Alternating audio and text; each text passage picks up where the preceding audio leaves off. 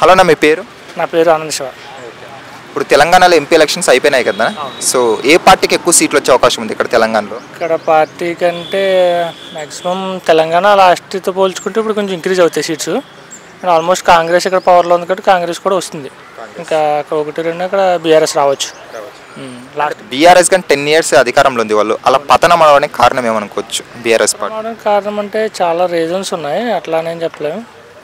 వీళ్ళప్పుడు కాంగ్రెస్ కూడా పుంజుకోవటం, స్కీమ్స్ అట్లా కొంచెం జనాల్లోకి కొంచెం ఫాలో అప్ అవటం వల్ల కొంచెం బీఆర్ఎస్ డౌన్ అయిపోయింది. కాంగ్రెస్ రేవంత్ రెడ్డి గారి పరిపాలన ఆల్రెడీ 5 months అవుతుంది ఇక్కడ మనం చూడబట్టి. ఎలా ఉందన్న ఈ 5 monthsలో ఆయన పరిపాలన? మంచి పర్వాలేదు, ప్రజెంట్ 4-5 months కాబట్టి పర్వాలేదు. ఇంకా చూడాలి మరి ముందు ముందు ఎలా ఉంటుందో. ప్రజెంట్ అయితే బాగానే ఉంది. ఇంకా ముందు ముందు వాళ్ళు కొన్ని స్కీమ్స్ పెట్టారు కదా, 6 guarantees. 6 guarantees పెట్టారు.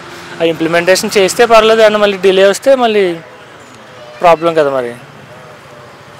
అలాగే రేవంత్ రెడ్డి గారు కానీ చెప్పారు బాగా కళాఖండిగా 10 ఏళ్ల పాటు నేనే ముఖ్యమంత్రి, నేనే సీఎం అని కుర్జీ దిగను అన్నారు. చూశాను. అది ఏంటి ఆయన ధైర్యం పట్ట 9తో చెప్పినట్టున్నారు కదా రజనీ, చూసినాను.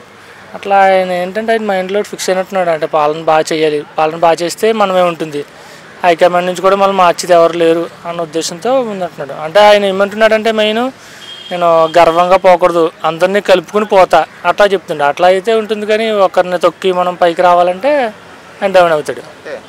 ఇప్పుడు రేవంత్ రెడ్డి గారు మరొక రాజశేఖర్ రెడ్డి లాగా అంత పేరు తెచ్చుకుంటారని నమ్మకం ఉందా? తెచ్చుకో, ఇంకా చూడాలి మరి. ఇంకో రాజశేఖర్ రెడ్డి ఛాన్సెస్ ఉన్నాయి, కానీ ఇంకా చెప్పలేము. ప్రజెంట్ అప్పుడే చెప్పలేము మరి. ఇప్పుడే స్టార్ట్ అవుతా, కొన్ని ఇయర్స్ అయినా కంప్లీట్ అయితే, ఒక టర్మ్ కంప్లీట్ అయితే, లేదా ఒక 2-3 years కంప్లీట్ అయితే అని చెప్పొచ్చు.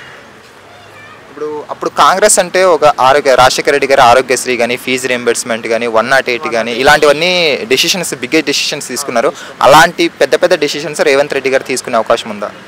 ఇప్పుడు అట్లా అంత స్కీమ్స్ తీసుకునే అవకాశం లేదు. ఎందుకంటే ఇప్పుడు అట్లా తీసుకున్న గవర్నమెంట్కి బర్డెన్ పడుతుంది. ఆ టైంలో వేరుంది కదా, ఇప్పుడు ఈ టైంలో రెవెన్యూ లోటు కూడా ఎక్కువ ఉంది కాబట్టి తీసుకోవచ్చు, కానీ మరి అంత పెద్ద డెసిషన్స్ తీసుకోవచ్చు. 1 or 2 తీసుకోవచ్చు అంతే. ఎందుకంటే అప్పుడు వేరు, ఇప్పుడు వేరు. ఇప్పుడు లోటు బడ్జెట్ ఉంది. ఇప్పుడు గవర్నమెంట్ కూడా ఇప్పుడు ఆల్రెడీ మీరు చూసినారు, ఇప్పుడు తెలంగాణలో ఉమెన్స్కి ఫ్రీ బస్సెస్ పెట్టారు. దానివల్ల గవర్నమెంట్కి చాలా లాస్ అయినా సరే పెట్టారు కాబట్టి చేయాలి. అట్లా 1-2 పెడితే ఇంకా లాస్ వస్తుంది కదా. ఒకవేళ సెంట్రల్లో కూడా మళ్ళీ కాంగ్రెస్ వస్తే ఇక్కడ ఏమైనా వీళ్ళు చెప్పిన 6 guarantees ఇంప్లిమెంట్ చేసే అవకాశం ఉందా? ఉంది, సెంట్రల్లో వస్తే కంపల్సరీ ఉంటుంది. బట్ సెంట్రల్లో కాంగ్రెస్ ఛాన్సెస్ చాలా తక్కువ. ఇప్పుడు ఉన్న మోడీ మేనేజ్ చూసుకుని మోడీ మ్యాక్సిమం రావచ్చు.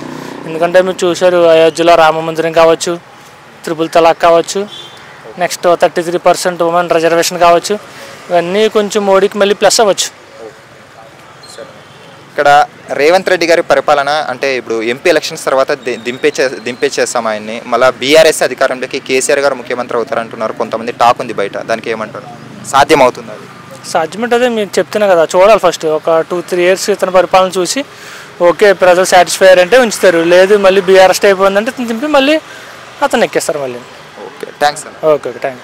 హాయ్ ఫ్రెండ్స్, మా ఫ్యూచర్ టుడే ఛానల్ చూస్తున్నందుకు చాలా థ్యాంక్స్. మరిన్ని లేటెస్ట్ వీడియోస్ కోసం వెంటనే సబ్స్క్రైబ్ చేయండి. అలాగే ఈ బెల్ని కూడా రింగ్ చేసేయండి. మా లేటెస్ట్ వీడియోస్ నోటిఫికేషన్స్ అన్నీ మీ మొబైల్లో వస్తాయి. మా వీడియోస్ మీకు నచ్చితే లైక్ చేయండి, షేర్ చేయండి, నచ్చకపోతే కామెంట్ చేయండి.